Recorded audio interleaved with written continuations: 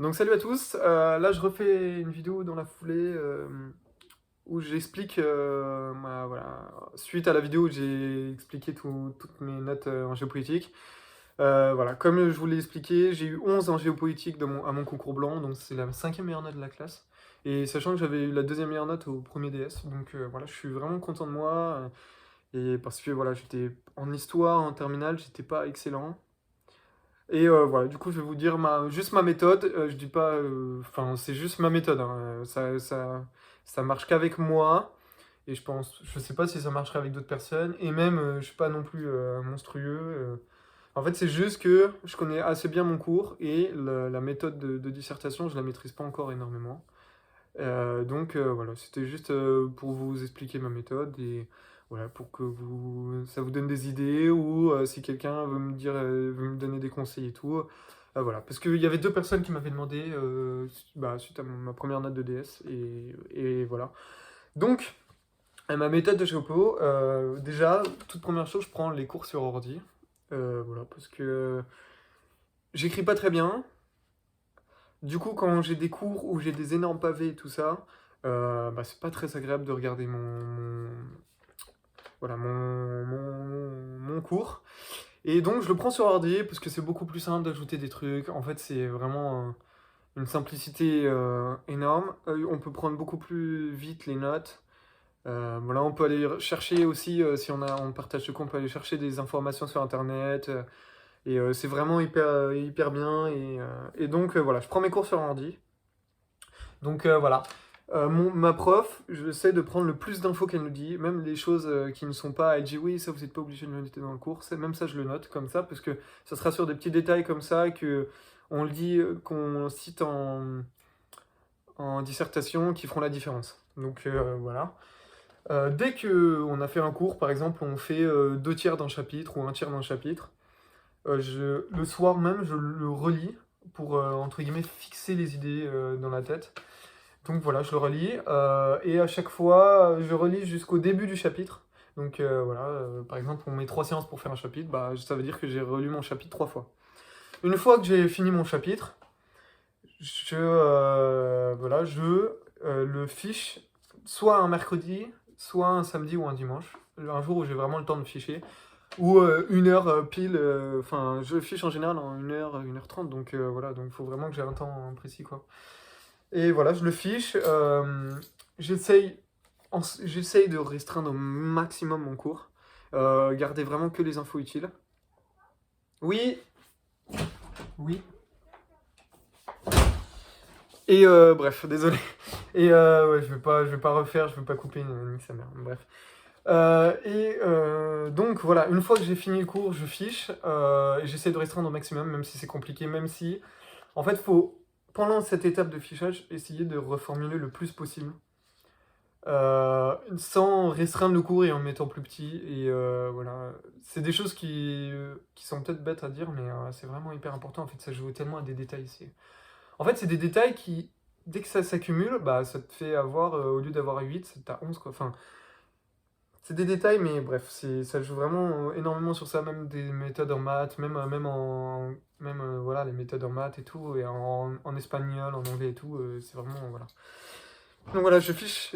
Une fois que j'ai fiché, euh, je mets direct sur Anki toutes les dates qui sont sur ma fiche. Donc voilà, j'essaie d'avoir le maximum de dates sur Anki parce qu'avec Anki, en fait, j'ai l'impression qu'on peut apprendre des choses illimitées. Donc je mets le plus de trucs possible. Sachant que ça me prend vraiment pas beaucoup de temps pour apprendre des dates sur Anki, j'essaie de ficher le plus de trucs, comme ça j'ai le plus de connaissances possible. Et voilà, une fois que j'ai fiché sur Anki, le cours, j'y touche pas pendant 1 ou 2 jours. Et puis euh, ensuite, il arrive, quand on a fini un chapitre, naturellement, l'école, dans la semaine ou la deuxième semaine qui arrive, on a une colle sur ce chapitre précisément, ou sur le chapitre, sur celui-là, le nouveau chapitre, et un ancien. En général, c'est 2 chapitres. Et donc, pour ma colle, 3-4 jours avant, je relis le chapitre, et j'apprends le plan par cœur. C'est-à-dire que pour ma colle, j'ai déjà relu, ça veut dire que j'ai déjà relu en tout le chapitre, je l'ai déjà relu 4 fois, voilà, entièrement. Donc, Là, pour ma colle, j'apprends le plan par cœur. Parce que en soi, avec mon Anki, j'ai déjà presque appris toutes les dates. Parce que ça prend 2-3 jours d'apprendre. Si j'apprends 30 dates par jour, bah voilà, j'ai déjà appris. En 3 jours, j'ai déjà appris toutes les dates, quoi. Donc, j'apprends mon plan par cœur. En fait, apprendre mon plan par cœur, ça va me permettre de avoir la structure du cours. Parce qu'en général, les sous-chapitres, c'est des idées, en fait. Et après, les idées, elles les développent avec des arguments. Et du coup, apprendre le plan par cœur, ça me permet d'avoir la structure du cours.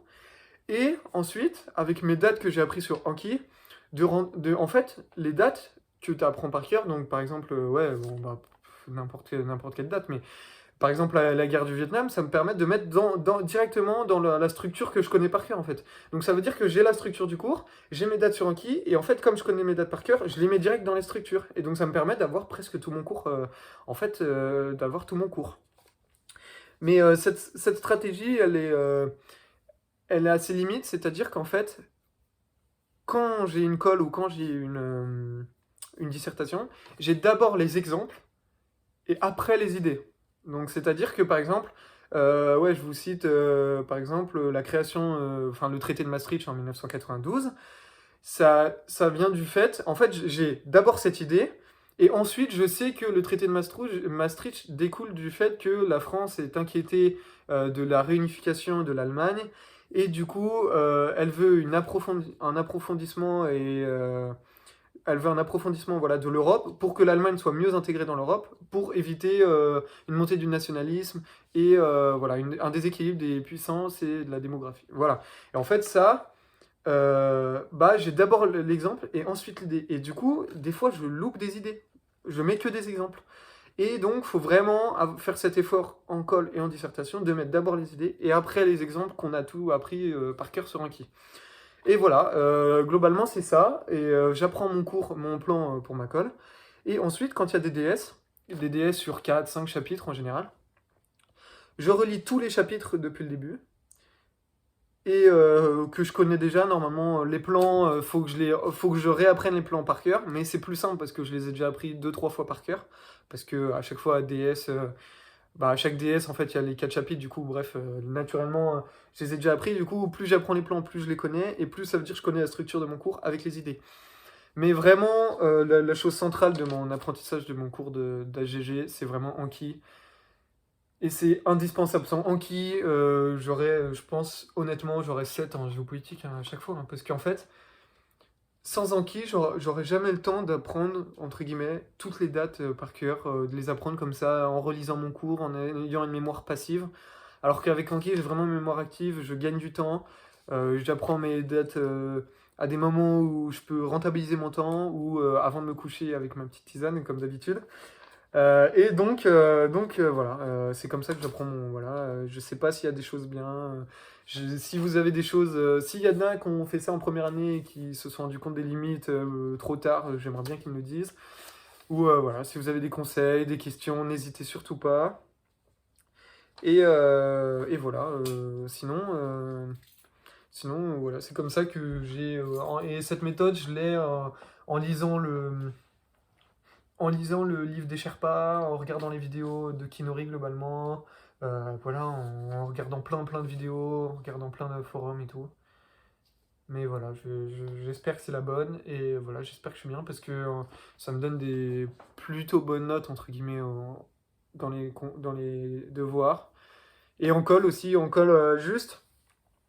Voilà, faut qu'en colle, j'arrive à moins écrire et de mettre plus d'idées, parce que les idées, je les ai toutes en fait. À chaque fois, il me pose toutes les questions du cours. En fait, ce qui est bien avec Anki, c'est qu'on connaît vraiment notre cours par cœur.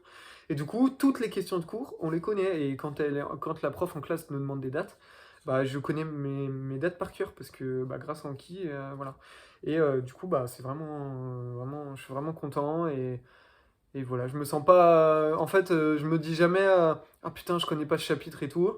Parce que voilà, j'apprends mes dates en 3 jours avec Anki, une fois que j'ai fiché mon truc, et voilà. Bah voilà, si vous avez des trucs, n'hésitez pas, et voilà, à bientôt pour une nouvelle vidéo.